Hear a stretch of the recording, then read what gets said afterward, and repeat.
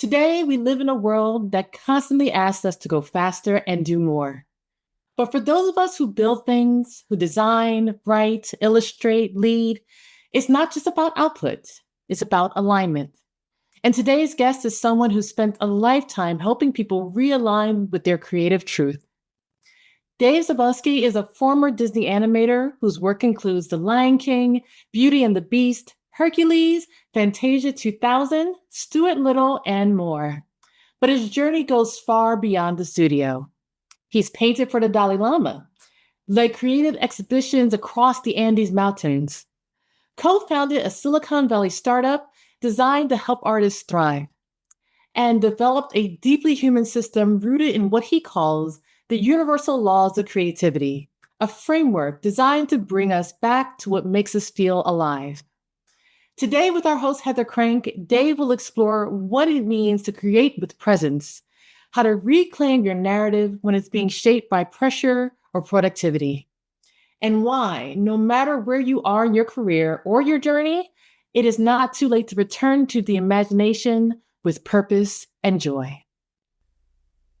Thank you, True. Beautiful intro. Welcome, Dave. Wow, I'm delighted to be here. What a lovely intro. That's really sweet. Thank you. True is the best. He's amazing. So true. So, Dave, I met you, I think, my God, it's been a couple of years ago now. And I just really liked you. And then we've kind of interacted back and forth, and we've talked a lot about AI. And we're going to really dig into that today. But I would love to start talking about how you got into animation. And did this show up when you were a kid, or how did this whole thing start? Well, yeah, I mean, I think that today I am a consummate creator, and it has to do with a little bit with the trajectory. I think I picked up a crayon when I was a kid, and I never put it down. I suppose I'll say, like, when I was in my 20s, I saw this book of Hokusai. Hokusai was the artist who, you might remember, did The Wave. He's a Japanese brush painting artist, right? Mount Fuji in the background and the boat in the middle, like Quicksilver used it for their logo. He said, and I sort of paraphrase this, I have done a universe of drawing in my life. And as I write this, I think he was something like, I'm 73 as I write this, but I only began to understand the form of things when I was 53. When I'm 83, I'll start to feel into what animals are like. When I'm 93, I'll understand humans. When I'm 103, he said, every dot, every line will jump to life as never before. And I challenge all of you to be witnesses to this. I'm no longer Hokusai. I'm the old man crazy about drawing. And so I think that that's really resonated with me. And that was before I was a professional artist, but I was just crazy about drawing. And so, I come from a big Jewish family in Los Angeles that says you can be anything you want in your life. And when I graduated from college, they were like, what kind of doctor or lawyer is that going to be? so, so I was kind of like, well, I'm pretty crazy about drawing. And so what about that? So I took the LSAT. I did pretty well on it. That's the law school application test. And then I applied to a bunch of law schools, but I wasn't quite sure what happens at law school. And so I got a job in a big law firm here in Los Angeles, and I hated every minute of it. And there was one moment when I was in my office on the 42nd floor in Century City when the Pink Floyd song, Wish You Were Here, comes on. So you think you can tell, heaven from hell, blue skies from rain, hot ashes from trees, hot air from a cool breeze. Did they get you to trade your walk-on part in the war for a lead role in a cage? And I heard that and I was like, oh shit. I am in a lead role in a cage, and I need to be in the place where the fulcrum point is in my life, that place where the pencil meets the paper, the place where the creativity comes from the nothingness into reality. And so that's what I did. I went to Art Center College of Design. They had an internship offering from Disney Studios. and I applied to the internship offering. It was a sort of nationwide search. They went to these 50 schools in the country. They pulled 50 portfolios. They invited 12 to 15 young people to the studio for an internship, and they hired 2 or 3 of those. Well, I applied 3 times. The first 2 times I was one of the top 50 portfolios, but I didn't get the internship. The third time I got the internship. And the reason that I did was because I talked to the recruiter, and he was like, well, your portfolio is beautiful, but what about your sketchbook? Do you ever use a sketchbook? And I was like, oh my God, I use a sketchbook all the time, but we were taught to like submit a perfect portfolio. And so I submitted my perfect portfolio, and then I dumped the 30 sketchbooks that I had done in the last year into the box, and I got the internship. And when I was there, in fact, I have sketchbooks all over my studio. I still am deeply in the practice of sketchbooks. It really is kind of my medicine. And while I was at Disney, Glenn Keane, the lead animator, did this. He had this lecture, and in the lecture, he said that the only limitation to animation is what you can dream. And that was it for me. Like, I felt like I had fallen in love. Like, this is what I'm going to do for my life. And so, there was a pretty competitive cohort of amazing artists who today are all masters. They've directed films. They're incredible. And so at the time, it was pretty competitive to get the internship. And so, I had to slit a few throats to get it. All right. That's a line from Aladdin, just in case anybody was wondering. I have never been convicted. So anyway, that's kind of the story. Once I started at Disney, I was just like, oh my God, this is it. The instructors at Disney, the artists at Disney were better than almost all of my instructors at Art Center, including some were instructors at Art Center. And so there was no question, this is what I'm going to do. And so I got the internship, and the first movie I got a chance to work on was Beauty and the Beast. Oh my God. And we knew after that we were up to something pretty exciting. And so I worked on Beauty and the Beast, Aladdin, Lion King, Pocahontas, Hunchback of Notre Dame, Fantasia, Hercules, Tarzan, like all of these different. I went to Paris for a year and worked in Paris. It's like being an Oompa Loompa in the chocolate factory. So, it was an incredible training, and some of that stuff maybe we'll get a chance to talk about. I'd love to share some of the insights from that time, because I think that we really had systems and practices to create a master factory. And there's some pieces in there that True is talking about, these sort of universal laws of creativity that I think are applicable to not just creatives, but to anybody who wants to turn a thought into a thing. Okay, so I'm going to combine 2 questions. On the idea of the universal laws of creativity, you also had an expedition for a lost temple in the Andes, I believe, for the Dalai Lama. Can we combine that the idea around creativity with your experience with the Dalai Lama? Right. Actually, there's a conflation of a few things there. I was invited with a bunch of other artists to do some art for the Dalai Lama when he came into town. And so he came in with his entourage, and I ended up doing a portrait of his sand painting artist named Trungpa Rinpoche. And so who's passed away now. But there was a few of us artists who did a sort of gallery show for the Dalai Lama as he came through town. And then I had a chance to sit with the guy who does all the sand paintings, and he sat for me for a portrait. So that was pretty neat. That was an event. The other event was that I was asked to be the expedition artist on a search for a lost temple in the Andes. Mm-hmm. And when somebody asks you to be, I was a river guide through the Colorado River, through the Grand Canyon in my younger days. I'd done a lot of adventuring, and expedition art is a kind of particular niche of artists. And so I was qualified for this. It was a sort of pre-National Geographic expedition.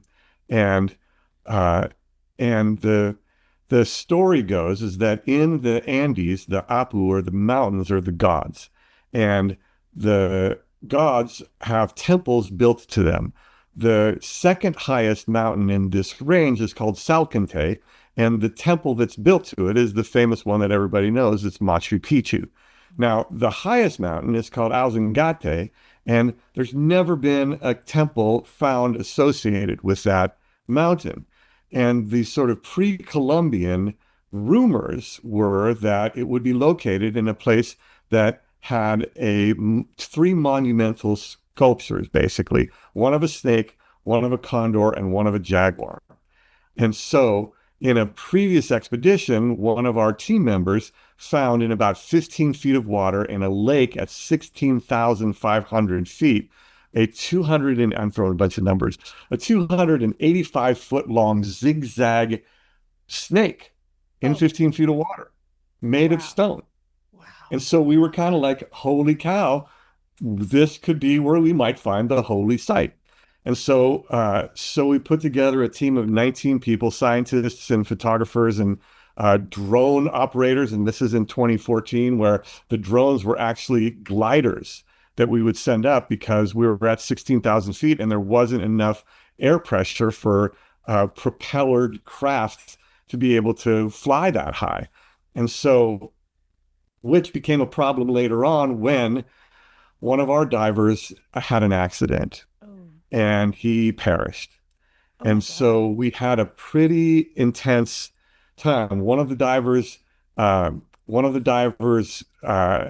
died, and one of the divers had to come up from about 100 feet below the water, and he came up with the bends. And the other divers that were trying to rescue him, they got injured in the rescue because you're in icy glacial waters at 16,000 feet. And so we had to effect a rescue. And we were in what was called an altitude trap, meaning that we had to go to 17,000 feet to get down to the 16,500 foot level of where our base camp was. And so in order to get out of there, you had to climb over that pass to get down. And so 12 of us created a litter, and we carried the guy who had the bends on a litter over this 17,000 foot pass at about, 1 o'clock in the morning. And it was 5 degrees out. And it was a pretty intense rescue. He's recovered and is diving again. And so that's pretty good. But we lost one of the members of our team. And so that's kind of a big deal. And so we never did find the temple. However, there was a moment when I was out there and I was sitting on these cairns. There are these 3 foot high cairns. They had lichen at the bottom of them, indicating that they'd been there probably for 1,000 years. And when you have cairns, they're designed to sort of indicate a direction or something or other, right? And so I was sitting on one of these cairns one morning and I was like, I wonder what these are. These pointing at something? Why are these here? Because there wasn't any other structures around and they were clearly really old. And sitting on one of them, I thought, well, wonder where the sun rises on the solstice if I'm sitting here. And so there's 3 of them. So if you really line them up, these 2 can point that way and these 2 point that way. So I took these 2 and I pointed them. And you have these apps on your phone that are like star tracker apps, and you can see where the stars are in any particular time. So I dialed in the winter solstice, which in that part of the world is June 21st. And sure enough, this cairn pointed across this 11-mile lake to a horned mountain at the other side of the lake. And in between the horns on the solstice, from this spot, the sun rose right directly in between those. And so thus endeth the last clue of the mystery we never got a chance to check on. And boy, I'll tell you, it is hard up there. You're at 16,500 feet. You have chances of hypoxia and, altitude sickness. And it's like walking on the moon. It's hard to move. I'm 62 years old right now. And so I'm not sure I'm going to get back there to explore that spot. But I always wonder. Wow. I'm speechless. Okay. So I'm absorbing. That doesn't have anything to do. That doesn't have anything to do with the universal laws of creativity, but there, there is a piece to that of kind of listening. When I was out there, I had a chance to do some portraits of these arrieros, the the Sherpas of the Altiplano, of the high plains. These guys are made of stone. They're Inca descendants. They can run up there. They go, hey, Jose, go get the horses. And he'd go and run and get the horses. And you'd be like, how can you even run up here? They were really instrumental in the rescue as well. They're really extraordinary people. And they're very traditional. And I did a portrait of the chief of this group. And as I was doing it, and we had National Geographic cameras and reflectors, and the background was Azangati, the snow-capped glacial mountain. And I mean, it was really beautiful. And the chief was getting irritated while drawing. I was doing this really lovely portrait of his face. And when I finished, he said, well, what about the vest? Well, he had this beaded vest that he wore all the time. Like he wore a Patagonia sweater that somebody had handed to him because of their Sherping. And then he had this beautiful beaded vest with thousands of tiny little beads that he wore over the top of it. It didn't keep him warm. It was decorative. And I didn't draw it. And what I realized was that he didn't care what he looked like. He wasn't about, hey, let's do a portrait of my face. What was important to him was this vest that he was wearing, that this was a rank, a thing that he had earned, a level of respect. This is what in his world and in his mind was portraitable, right? Not what he looked like. And so that's really where the creatives come in. A photographer may not have gotten that. A scientist certainly would have, but that's what our job as creatives is to listen to the sort of like langue des oiseaux, the language of the birds, for that thing that is not just what everybody thinks it's supposed to be. And that's where innovation lives, and that's where creativity lives, in that place where you're actually present to the world.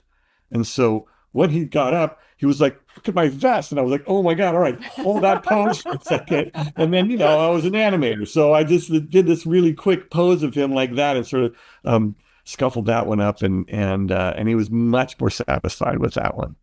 Wow. Okay. So you've had all this amazing experience. You've traveled the world. You've experienced creativity in a lot of different forms. I'd love to hear about your experience with the Singular University. Can you speak to that? For those who are listening and don't know what that is, can you explain what that is? Well, yeah, Singularity University was started by Peter Diamandis and Ray Kurzweil, who, is sort of the lead thinker at Google for a long time. And he talks a lot about the singularity and this idea that our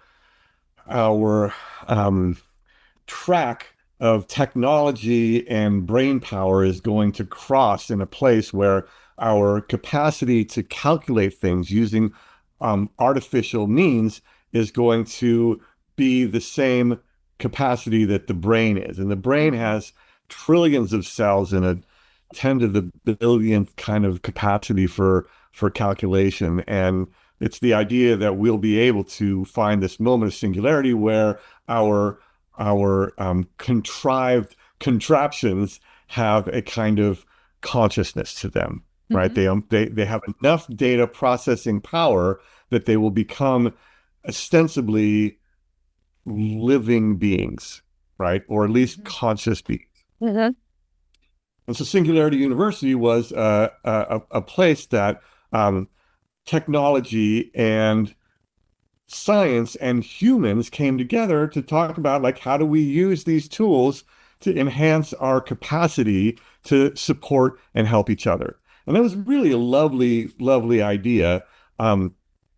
They still do a little bit of Singularity University things now. I'm not affiliated with that so much anymore. And, I've had a chance as a tech exec to go pretty deep on AI. And I'm not convinced that that's the potential future. I think that there's a couple things missing that, or at least as we say in the tech world, under-indexed in order for us to be able to rely on what they call agentic AI, or AI that becomes an agent. So it sort of crafts a suite of actions. Maybe I should... Well, there's a couple paths that we can go, Heather. Tell me which way would you like to go? You want to kind of sort of move into that? You want to talk about the universal laws, or Where would you like to go? Ooh, can we combine the two? We can, in fact. I think that that's probably the best. So the two combine in this way, and let me kind of thread this stuff for you, if that's all right. Okay. So the universal laws of creativity are the essentials necessary for us to cultivate a path to mastery in our creativity. And they are as thus. So the first is that we believe. I'm just going to run them down. We believe. We creators iterate, creators collaborate, we risk, and we complete. So in belief, in each one of these sort of essentials, there are practices, and you definitely already have practices for all of these. When I heard about these, they were a way for me to kind of consolidate my practices so that I could point them all in the same direction, right? So belief, one of the best practices is story. Good storytelling helps people believe. Iteration, phasing up ideas. We have Agile, we have these other systems. Inside of the creative process, there's a little bit more subtlety to it and some structure that is things like committed but not attached, or something that we like to call confusion tolerance. Like when I'm iterating something, if I can have some confusion tolerance, then I can be like, hey man, I don't have all the answers right now. Like I'm just going to keep my powder dry until the world brings me enough so that I can trust a response. That's a really powerful discipline when we're iterating. Instead of trying to drag something out of the infinite potentiality, you sort of allow it to fall down into your lap by being tolerant of the state of confusion. And then there's collaboration. And in collaboration, we learn to be additive with each other. I'm going to circle back to collaboration because that's where we'll tie in and swing over to AI. The fourth one is risk. And risk is our ability to engender trust, because you have to risk. You have to make that mark. You have to push return on something. You have to take a risk. It's not like business risk where we want to mitigate risk or manage risk. It's like fucking risk. Like you have to take a chance on something. Like you have to lay down a stroke, or start a business or whatever, right? And so if you can find practices to engender trust, then you can start to manage how you risk and up your risk index. And it's also things like play, like learning how to play in ways that are low stakes but high learning. And then the last one is complete. The creatives complete. They finish strong, and there are practices for finishing strong. And then once you finish strong, what you've done is you're able to tell a story that hooks you back in and closes the circuit on these 5 things and takes you back to belief. Once I finish strong, whatever that finish is, that finish may not have been a success, but if there are a ton of learnings from it, then it's still finishing strong. And that allows me to cycle back around and tell a more powerful story. And then you run through the rest of these. In collaboration, here's the thing about collaboration, and it is in our blood.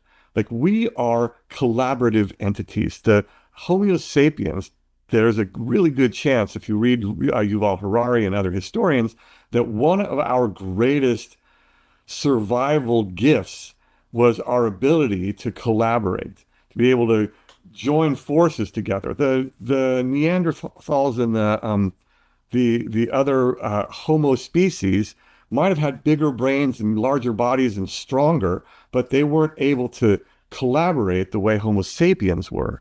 And so, if you think about it, the mitochondria, if you remember your high school biology, is the powerhouse of the cell, right? And it lives inside of the cell and allows the cell to differentiate, to live longer, and to, it gives it its juice. Well, the mitochondria has a different shaped DNA than the cell itself does, meaning that they probably were separate at some point. And so even at the cellular level, we are symbiotic, we are collaborative. And so collaborative is in our blood. It's the thing that makes the difference for humans, and this caused all of our success. Powerful collaboration is not just being additive to each other. It has to have these 3 pillars.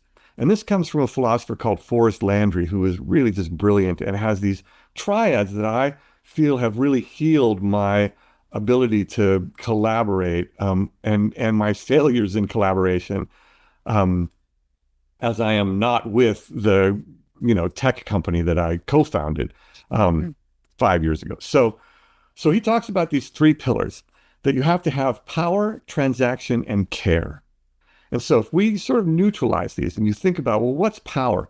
Power is simply the mojo that you've collected. It's your skill set, your talents, your abilities, your experience. It's the sort of hierarchy or the place that you've arrived at in the efforts that you've made to collect your mojo, for lack of a better word, like skills, abilities, talents, capacities, right? Transaction is the interaction of powers. How do these powers transact with each other in order to accomplish the things that each one says that they want to accomplish? And so that transaction is that sort of fluid interdependence, interchange between them. And then there's care. And care is, I think, under-indexed in our time. Care is, defined by, yes, whatever you want to define it by. It is just as subtle, structural, nuanced, important,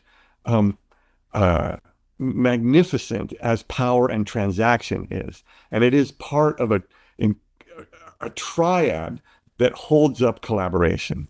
And if you think about it, if you can take care out of it, what is power without care? It's pretty quickly abuse, right? And what is transaction without care? And it's pretty quickly manipulation, right? Like my transaction with you is I win, you lose. It's a zero-sum game. That's a transaction without care. Now, the opposite of that is power with care. Power with care is like mentorship that's just fantastic. It's just like, hey, my candle will not put your candle out if I light you up, right? And so here's a thing that I've learned that I think would be super beneficial to the stuff you're up to because I care, right? So power with care is a kind of mentorship that, man, it is so exciting. I saw this directly at Disney. We were not competing with the artists that we worked with. We were kind of competing with those guys who came before us. So like, holy cow, I'm working on a movie. It has to be as good as Jungle Book. Damn, right? Like, how am I going to do that? Right? And the only way to do that is to empower mentorship and to have careful transactions, right? So transactions with care are mentorship and collaboration. We were saying at Disney, like the fastest accelerant to greatness was generous collaboration. And that's transaction with care, right? Like you care about the abilities of the other people. When they rise, you rise. That's freaking awesome, right? Like there was a scene that I was working on at Disney with John Smith where he was going, so, it's kind of like this, right? Well, I mean, this hand, it's the most miraculous tool in the known universe, right? Like it's incredibly complicated and dexterous and beautiful and elegant, and making it go like this 24 frames a second is super tricky, right? And so Ken Duncan, who runs Duncan Studios, an amazing animator, came up to me and he goes, hey, I saw that shot that you did. Do you mind if I show you what one of the 9 old men showed me about drawing hands, right? And you're just like, oh my God, yes, please, right? Like that kind of generosity is daily. And that's when masters are polishing masters, when you have transaction, power, and care in this triad. Now, does that make sense? Yeah, I love that. Right? So here's where this dovetails into AI. One of the challenges we face is that it is not artificial intelligence. It's a machine learning. And there's a professor at, I think, Berkeley named Alison Gopnik, Professor Gopnik. She just wrote a paper in March that I think is really interesting about the how she contextualizes this new technology. And I think that artificial intelligence is a tech bro hype term that doesn't describe it, but it's used to sell it because it's not an intelligence. I mean, we're super clear. It is not an intelligence. But Professor Gopnik talks about it in terms of a social cultural technology. And that I really like. And so here's the difference. A social cultural technology is a technological tool that we have around us. A library is a cultural technology, right? We've accumulated all of this data in one place. She asked the question, who knows more, the Library of Congress or me? What do you think? Who knows more, the Library of Congress or me? That's a good, they know different things. Well, the Library of Congress doesn't really know anything. It has a lot of information there. I'm the one who knows something. I know it's a trick question. Freaking professor. They do that sort of thing. Right? That's what professors like to do, that kind of thing. They do. The Library of Congress doesn't per se know anything. I'm the one who knows it. That's where I can access it.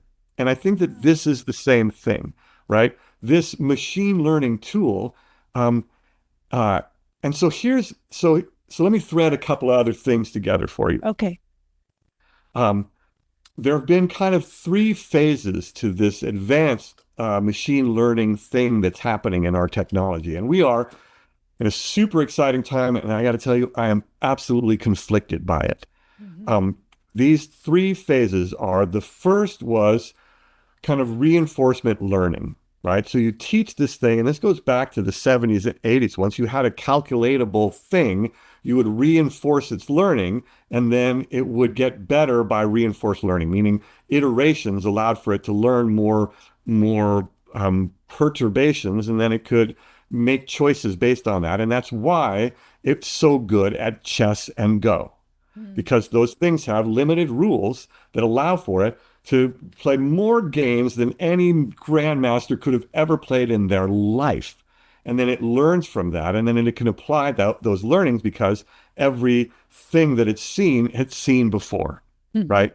And so what we thought would be really hard is chess, and it turns out it's not that hard. What's super hard is if you ask a machine to move the chess piece in between the four squares right here and set it down right there. Like, that is really tricky. A freaking 4-year-old can do that, but a grandmaster chess machine can't, right? So you can't ask it to do things. You can't say to it, hey, today all of the pawns get to move wherever they want.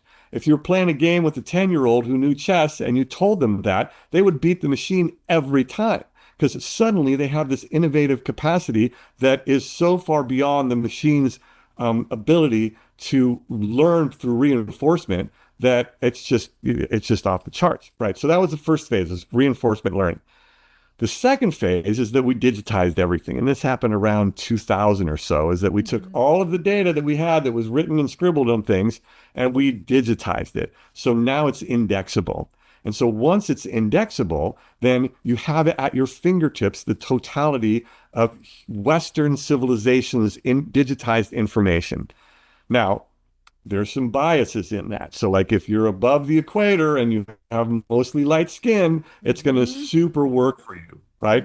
But it does have some drawbacks, and there are limitations on its learning because it's indexed on particular things. You might get a lot more Asian faces in it than you want, because there's a lot of those being trained on for those populations, which outnumber other populations, right? And if you're dark-skinned, you might get a lot less, right?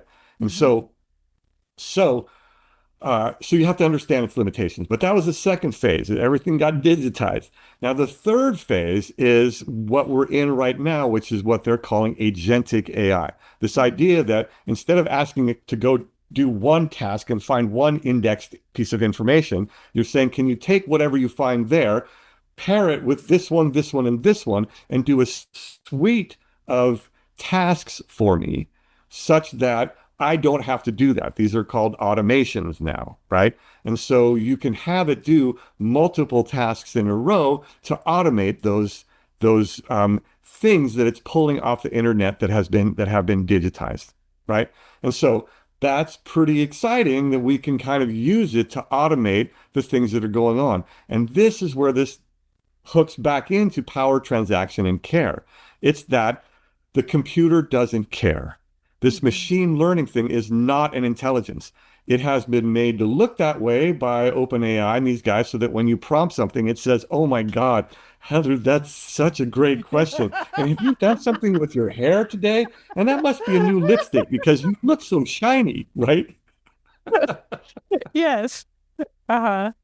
Right? You Yeah. know, like it's so fucking cordial, right? Yeah. Well, that's a tuning that's put in there by the programmers because it's a service that they want you to come back to, right? And so we as humans have a pretty short fuse on anthropomorphizing things, right? Like we do that with our dogs. We do that, you know, like I can go, we anthropomorphize things all the time. No, we don't, Dave. Yes, we do. You know, it's like all you have to do is turn your hand into a sock puppet, and now it's a, you know, it's a another entity, right? Mhm. Mhm. So, so where does care come in? Care comes in with people, and so this is where I actually think things with artificial intelligence get super exciting, Mhm. and so let me add a couple more elements. Is this okay? Are we on? Are Yeah. we tracking this We're stuff? good. We're All good. right. All right. So let me throw down a couple other pieces to this. Um, there are basically three aspects to the machine learning technology that we're in, and basically they call it machine learning instead of large language models because now we have what's called multimodal models, which are you know, words and pictures and potentially even music. But really, we're just calling them language models, or we're calling them machine learning or things like that. So anyway, with machine learning, there are three aspects to it. There's music, words, and pictures, right? And so music, I don't do a lot in the world of music. My friend Harry Pickens does, and he's got some really exciting ideas, some that I'll share here in a minute, about how to use AI to turn it into a thinking machine. With music, there's systems already for provenance and sampling and rights attribution and stuff like that, and I don't know that much about that one. With words, I think it's possibly a miracle. Like we have access to all of this incredible information if we know how to use it right. With pictures, at this time, for where I am in my career, I feel that it's not yet ethical. And I know that, Heather, you do beautiful work. You're a graphic designer, so you come at it from a really different place. Like you come at it from a professional graphic design background where you really have used this as a tool to create results that are extraordinary. And I love your work. And there are very few people like you whose use cases I think are as close to the line of ethical as possible. But most of them, for me, are submerged below the line of ethical when it comes to artwork. It was one of the things that caused me to leave my former company because I just felt that they were becoming too extractive and not considering the culture of creatives that we had been cultivating. And so I just, you know, that was not for me anymore. So, now, with words, here's the thing. If you're a young person and you are not using this tool to connect to your soul's purpose, then there's room for improvement on using this.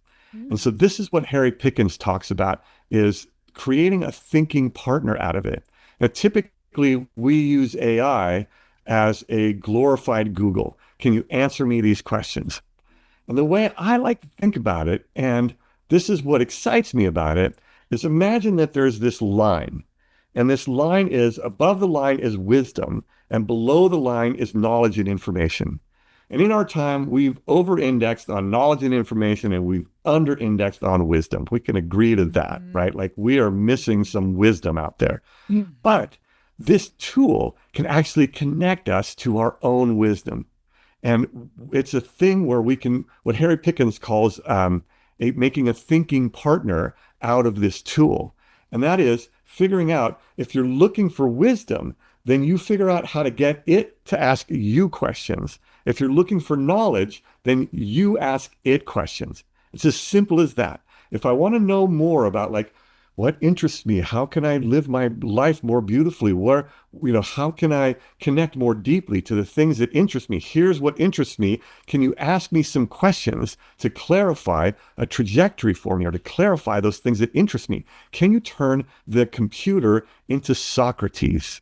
And so this is a thing that I'm calling Socratic prompting, right? Like, Beautiful. can you ask me some questions to help me clarify my vision? Man, it's going to be great at that. So then it's going to ask you some questions.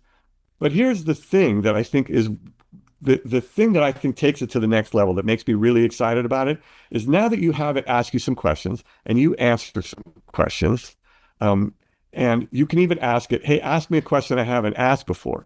But then you take that sort of suite of questions and you have it do it one at a time. The end of your prompt says, please ask me one question at a time and wait for my answer before you go to the next question. And so you can kind of let it pace you out a little bit. And then once you have all those down, you get it to a place where you're like, all right, those are pretty good questions. Then you take that to a human, because humans ask better questions than a computer ever will, because they understand how to make sense of something, right? The computer is only predictive and it does not care. It doesn't have care as part of its system. And so knowing that, all of the questions that it's going to ask you are going to be predictive questions, no matter how good and how cordial and friendly the thing is. Those questions are only going to be predictive questions. Some of them might be pretty good, but nothing like what a human can ask you if they care about what you're up to. So you find somebody who's going to care about what you're up to, and then you learn to create a Socratic dialogue with them. Like a Socratic dialogue is a dialogue where you ask questions, and those questions let you go deeper and deeper and deeper into who you truly say you are. And so Socrates, 2,000 years ago, complained about writing. He said, like, hey, man, if y'all write this shit down, then nobody gets to ask anybody questions and you can just go to a papyrus and flip it open and get the answer. It's bullshit. That's exactly what Socrates said. We actually have that on a So now here we are 2,000 years later, we actually have the opportunity to make Socrates real for us again, to learn how to pull our own wisdom out of ourselves using this 2,000-year-old practice that Socrates had, that we could use this thing as a thinking partner that helps us figure out who we want to be in the world. And so just kind of to complete that, right? So let's just say, like, now I go, oh, you know what? I want to be a landscape architect, and I love Colorado Springs. And so then now you go below the line and you go, okay, cool, chat. Who are the landscape architects in Colorado Springs? Here's the 4 landscape architects. What are their niches? What do they do? What niche are they missing? What niche could I do to fulfill on that? Can you write me an ad that can go in a newspaper? What newspapers are available for me to put an ad in there? How much are they? When should I post them? Right? Like all of the things that you want to kind of Googleize the Chat GPT, you can now because you have clarity of vision. And research has shown that if you, like they did this test where these students did these essays and they first just had chat make the essay. The second one was they took they sort of wrote the essay and they had chat edit it. And then there was one where they just wrote it themselves, right? The ones who wrote it and then had some help editing it made the most, they had their, I think they were even scanning their brain with a fMRI at the time, like functional, see brainwaves. Those guys were the most active. The one that just said, hey, chat, give me the answer, their skills diminished. And this is the reason that I'm so excited about this and why I worry, is that if we don't have human care coming into this interaction, then our skills will get diminished and we will use this as a crutch instead of as wings. And that's the fork in the road that's possible for us. Wow. I'm going to use this moment to say we are just about at the 45-minute mark. If you have questions for Dave, you can put them in the chat. At this point, you're also welcome to turn on your camera if you would like to ask him a question directly. Dave, I am so grateful for this talk. You've given us so many insights and so much to think about. Let me check. I'm going to check for questions. I see none. I think you've given us a lot of information. Did Um, I, so did I, one did I question. blow some brains up here? I think you blew some brains up for sure. Um, Well, I'm super excited about this because this is the way forward, and there are people who are using this, and there's room for improvement.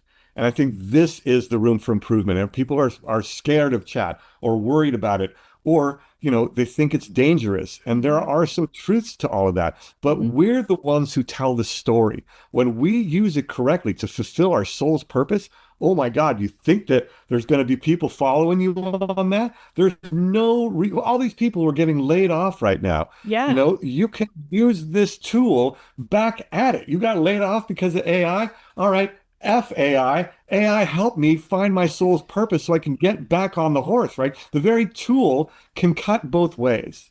And that's the thing that's super exciting to me. And that's why I'm kind of lit up about it. And sorry if I'm, you know, freaking y'all out, but Oh, no. this is a way forward to me. So This is so helpful. You have no idea. I've had some of the same internal conflicts and dialogues myself. I see this as an incredibly powerful tool. It really helps me as a contractor in small studio be able to compete. And as this market is tightening, as you know, because so many people are being laid off and there's so much chaos going on, it would be a mistake for me not to use it. But there are ethical issues. And this is a dialogue. You and I actually have had this dialogue quite a bit. And I really love the idea of knowledge versus wisdom. I think that is so incredibly important. Right. All right. Are there any questions? So I've got one. Davron says, if you don't control the narrative, the narrative controls you. What does that look like on a personal level?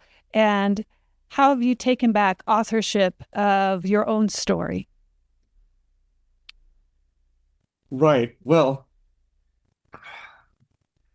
you have to figure out what your story is. And there are ways to connect to your story. And here's a really simple way to connect to what story do you want to tell with your life in the world.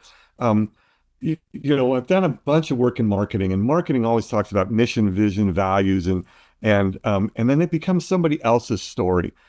How to find your story is to really find what your character is. What role are you playing in this kindred quest that we're involved in? And so figuring out what your role allows you to really be able to get control of the story that you say you're telling with your life. And it kind of goes a little like this, right? Like if you think about it, no character in any story that you see ever thinks that they're being acted by an actor, right? They're acting from the inside out. So when I create stories and I create characters, I'm actually creating the character first. I'm working on this exact thing right now, and it's part of the confusion tolerance. I'm doing a graphic novel with Forrest Landry's philosophies. And at this point in the storyboarding of it, I'm just drawing what they're doing. Oh, this guy wants to go over there. Well, let's follow him over there and see what he does, because I know what the characters are made of. And so characters are made of an archetype, which is sort of their sort of category that they live into, their values, what they believe is important, and their principles. Principles are a kind of algorithm that keep values in place. So an archetype is, I sort of like the artist wizard. Like when I do my talks, that's the archetype I go to. I go, all right, God, I'm feeling shitty today, but you know what? For this thing today, I am the artist wizard, because that's the role I'm going to play, right? And so that archetype that has a culturally imbued information in it. And so whatever archetype you pick, baker, race car driver, whatever it is, combination, race car baker, there's these guys who actually like make food that they wrap in tinfoil, they put it on their motors, and they drive a certain time and they cook their food, right? All right. Wow. So that's whatever, right? So whatever your archetype is, that's a whole nother topic. Whatever your archetype is, that archetype has culturally imbued wisdom in it. It's a cheat sheet. So if you say, this is the archetype I'm going to play, and you don't have to play it all of the time. Like part of the time I'm a dad, part of the time I'm a husband. Part of the time I'm a caretaker or a dog or a goat owner, right? So I'm a goat herd at some point in my day. That is actually true. So, so whatever the archetype you choose to play in the moment, and then that archetype has things that are important to it. Those are the values, 3 to 5 values: love, community, kindness, duplicity, whatever the value is. Like there are people who have all of these values, and then they have principles that keep those values in place. And so a principle is basically an algorithm or a rule set that holds a value in place. So if I say that kindness is one of my values, but what do I do with it? One of my values is kindness. I believe in kindness, but that is just like a state. How do I make a choice? If I just believe in kindness, that's not quite enough. But if I have this rule that says be kind, well, then now every act I take is filtered by the rules that I have. If the other one is community and I say like all for one and one for all, then that's also a filter for it, right? If then I say show up and follow through is one of mine for diligence, right? Then I show up and follow through. So I have these rule sets that allow me, and they're not like hard and fast, and there's, hierarchies to them, but they're ways that I look at the world that allow me to make choices that are based on what I believe is important to me. And so when I make choices for the things that I believe are important to me, then my actions are an expression of those important things in my life. And my story will unfold based on the actions that I take as an expression of what's important to me. And that's how I regain control of my story. Beautiful. That's beautiful. All right. We've got one more question for you, and then we'll be close to our time. I've got a question from Milka, and Milka is asking, what are some other goals in your life? And Devron is tagging on to that, saying, to further Milka's question, who are you as the maker at this stage in your journey? Oh, wow. Who am I as the maker in this stage? Well, I'm a master at what I do, and to step into that has some responsibility, not from an ego standpoint, but from like a commitment standpoint, right? Like I never put my pencil down. I'm in the waiting room at the doctor's office drawing people, right? So like that level of devotion. So for me, there's a suite of skill building, and it starts with discovery. You pick up a flute or a pencil and you start messing around with it, and then you think, oh shoot, I might be able to make practice out of this. And then you make a practice out of it, and you start a discipline, and you take that discipline. And most métiers, most jobs in the world, they only ever get to discipline. Their job is a discipline. They work there for 40 years. They get a gold watch. They retire and take a cruise and die. And that's all they get is discipline. In the world of art, and you could apply this to any other profession if you chose, but it's more obvious in my profession, is that the sort of third stage is devotion. So you have discovery, discipline, and then devotion. And that's the space that I'm in right now. I'm in this place where my work is my devotion. My medicine is my sketchbook. And so that feels really good to me. And in that space, I allow myself to be guided to places where I am valued for living in that space. It's also one of the reasons that I left the tech world, is that they didn't value that part of what I could contribute to the company or the world. And so it feels really good to step into that space, to live in a life of devotion. And what I want to create, the next thing that I would love to do is I would like to be the expedition artist on a search for Atlantis. Oh. Yeah. So that's, yeah. Wow. So that would be cool. I mean, come on, right?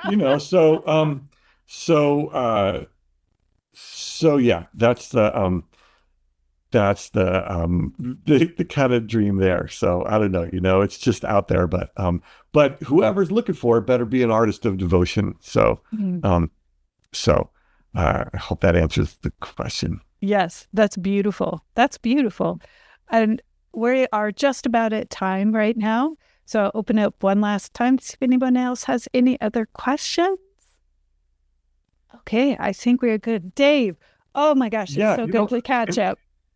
In fact, if they want to contact me, you can email me if that's all right. You mind if I check that out there? Yes, please. You can email me at dave@creatively-speaking.live. So that's my new company. And I'm happy to answer any emails, dave@creatively-speaking.live. And then I've got some stuff on Instagram. I've been a little quiet, but I'm about to pop that one open again. At Dave Z Art, DAVEZART, at Dave Z Art. That's my Instagram. So. And do you have anything else coming online soon that you'd like to announce, or? I got a bunch of really fun projects. Just stay tuned. Yeah, they're all some neat stuff. I'm doing an ad for a short film for Wacom tablets right now. It's going to be pretty cool. So. How cool. Yeah. All right. Well, thank you so much, Dave. I'm so grateful for your time. I really appreciate you sharing your wisdom with us today. And for everyone who's tuning in, make sure you check out Dave's site and his Instagram. Thank you, everybody, for joining the Developing Life podcast, and have a great day.